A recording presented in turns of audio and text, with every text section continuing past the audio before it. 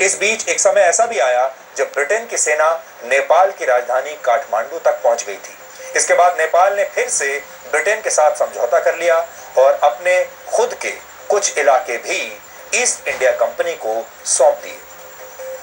इसके बाद 1857 के स्वतंत्रता संग्राम के दौरान नेपाल की सेना ने ब्रिटेन की मदद की और दोनों ने मिलकर स्वतंत्रता संग्राम का गला घोंटा, यानी भारत में जो स्वतंत्रता संग्राम चल रहा था उसे दबाने का काम किया। उसमें नेपाल की सेना ने भी अंग्रेजों की मदद की थी। मार्च 1858 में ब्रिटेन और नेपाल की संयुक्त सेनाएं लखनऊ तक पहुंच गई थीं और इन दोनों सेनाओं ने मिलकर तब आजादी के विद्रोह की आवाज को दबा दिया था।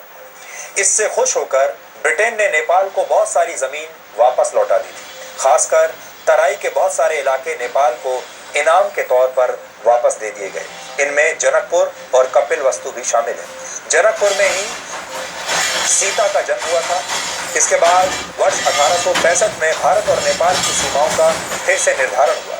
नेपाल का कहना है कि इसी दौरान ब्रिटेन ने पहाड़ से गिरने वाले झरनों के आधार पर सीमाएं बनाई और वो झरने अपने पास रख लिए जो नेपाल का हिस्सा होना चाहिए थे। लेकिन इतने वर्षों